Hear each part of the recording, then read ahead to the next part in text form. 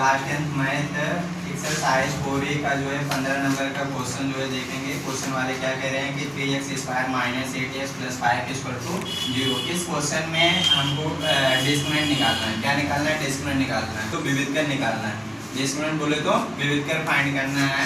ये denoted by capital D. उसका जो डिस्क्रिमिनेंट है पहले लेटर से मतलब लेते हैं, समझे? डिस्क्रिमिनेंट डी से चालू होता है तो कैपिटल डी से रिप्रेजेंट करते हैं। तो d बराबर क्या होता है? विविधकर d बराबर b² माइनस 4ac। विविधकर d का जो है सूत्र क्या होता है? विविधकर d बराबर b² माइनस 4ac होता है। यहाँ पर जो x² का गुणांक है वो आपका स्मॉल a है। x² का जो गुणांक स्मॉल a है, स्मॉल a का वैल्यू कितना 3 है और स्मॉल b का मान कितना है? -8 है। और कांस्टेंट टर्म्स जो आपका अचर पद है c बराबर कितना है? 5 है। फिर से समझाते हैं।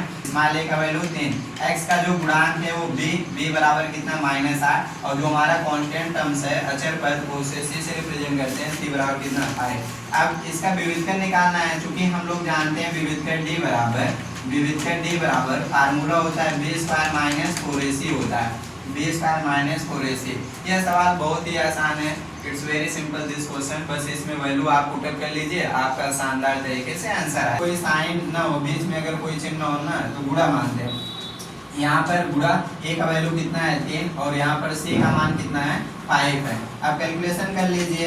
यहाँ पर देखो, यहाँ अगर ब्रैकेट के अंदर माइनस और इसकी इंडेक्स, इसका जो पावर अगर इवन नंबर है तो हर बार जो है मल्टीप्लाई करने पर जो है पॉजिटिव देता है, समझे? अगर यहाँ ब्रैकेट के अंदर माइनस और यहाँ पर इंडेक्स इसका जो घात है, घात अगर ऑड नंबर है मतलब विषम संख्या अगर है तो आप मल्टीप्लाई करोगे तो माइनस में आएगा। तो यहाँ माइनस है, यहाँ पर घात जो है सम है तो स्क्वायर 8 का स्क्वायर कितना आ जाएगा? 64 और फिर माइनस 4 टाइम 12 बचे 60। अब 64 में 60 घटा दोगे तो कितना आ जाएगा? 4 आ जाएगा। तो विविधकर d का मान 4 आ गया। आपका ये आंसर आ गया। देखो सब प्यारा सा आंसर नजर के सामने आ गया। Capital D equal to 4। ये डिस्क्रिमिनेंट फाइंड करना था जो कि डिस्क्रिमिनेंट कितना आ गया?